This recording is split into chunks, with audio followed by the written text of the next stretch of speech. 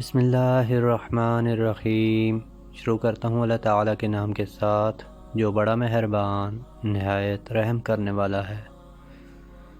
نبی کریم صلی اللہ علیہ وآلہ وسلم کی زوجہ سیدہ عائشہ رضی اللہ عنہا فرماتی ہیں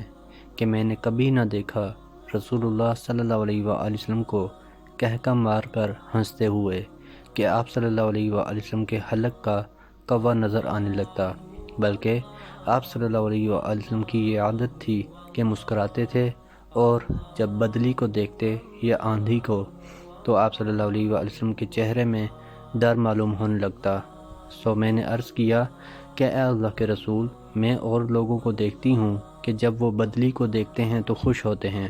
اس امید سے کہ اس میں پانی ہوگا، اور جب آپ بدلی کو دیکھتے تو آپ کے چہرے پر ناگواری ظاہر ہوتی ہے۔ آپ صلی اللہ علیہ وآلہ وسلم نے فرمایا، اے عائشہ، مجھے خوف رہتا ہے اس کا کہ کہیں اس میں عذاب نہ ہو، اس لیے کہ ایک قوم ہوا ہی کے عذاب سے ہلاک ہو چکی ہے، اور جب ایک قوم نے عذاب کو دیکھا تو یوں کہا کہ یہ بدلی ہے ہم پر برسنے والی۔ سیدہ عائشہ رضی اللہ عنہا نے فرمایا کہ رسول اللہ صلی اللہ علیہ وآلہ وسلم کے زمانے میں سورج گرہن ہوا، سو آپ صلی اللہ علیہ وآلہ وسلم نماز میں کھڑے ہوئے اور بہت دیر تک قیام کیا، پھر رکوع کیا اور بہت لمبا رکوع کیا، پھر سر اٹھایا اور دیر تک کھڑے رہے اور بہت لمبا قیام کیا مگر پہلے قیام سے کم، پھر رکوع کیا مگر پہلے رکوع سے کم، پھر سجدہ کیا، یعنی یہ ایک رکعت میں 2 رکوع ہوئے، پھر کھڑے ہوئے اور دیر تک قیام کیا مگر قیام اول سے کم، پھر رکوع کیا اور لمبا رکوع کیا مگر پہلے رکوع سے کم، پھر سر اٹھایا اور دیر تک کھڑے رہے مگر قیام اول سے کم، پھر رکوع کیا اور لمبا رکوع کیا مگر پہلے رکوع سے کم، یہ بھی 2 رکوع ہوئے، پھر سجدہ کیا اور فارغ ہوئے اور آفتاب اتنے میں کھل گیا تھا،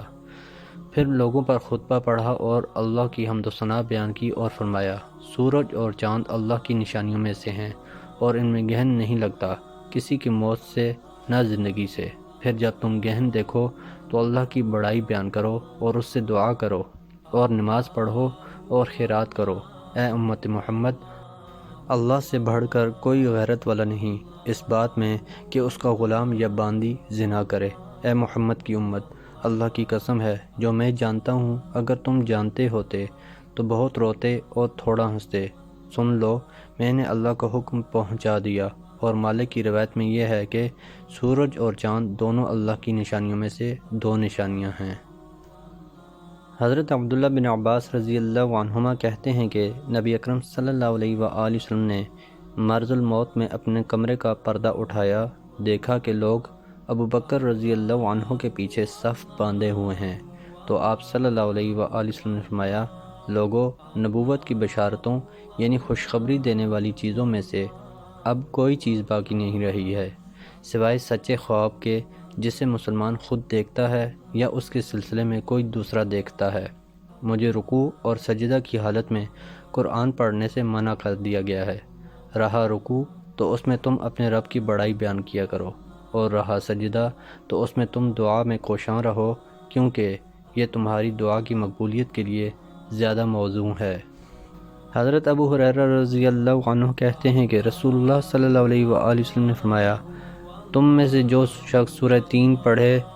اور اسے چاہیے کہ جب اس کی آیت والتین والزیتون پر پہنچے تو بلا وانا علی ذالک من الشاہدین کہے، اور جو سورہ لا اقسم بیوم القیامہ پڑھے اور الیس ذالک بقادر علی ان یحیی الموتى پر پہنچے تو بلا کہے، اور جو سورہ والمرسلات پڑھے اور آیت فبأی حدیث بعدہ یؤمنون پر پہنچے تو آمنا باللہ کہے۔ اسماعیل کہتے ہیں، میں نے یہ حدیث ایک اعرابی سے سنی، پھر دوبارہ اس کے پاس گیا تاکہ یہ حدیث پھر سے سنوں اور دیکھوں شاید وہ نہ سنا سکے، تو اس اعرابی نے کہا، میرے بھتیجے، تم سمجھتے ہوگے مجھے یہ یاد نہیں، میں نے 60 حج کیے ہیں اور ہر حج میں جس اونٹ پر میں چڑھا تھا اسے پہچانتا ہوں۔ محترم دوستو، اللہ تعالیٰ سے دعا ہے اللہ تعالیٰ ہمیں ان حدیث پر عمل کرنے کی توفیق عطا فرمائیں، اللہ تعالیٰ ہمیں دونوں جہانوں میں کامیابیاں عطا فرمائیں، آمین یا رب العالمین۔ ویڈیو کو ثواب کی نیت سے زیادہ شیئر کریں۔ جزاکم اللہ خیرا کثیرا، والسلام علیکم ورحمۃ اللہ وبرکاتہ۔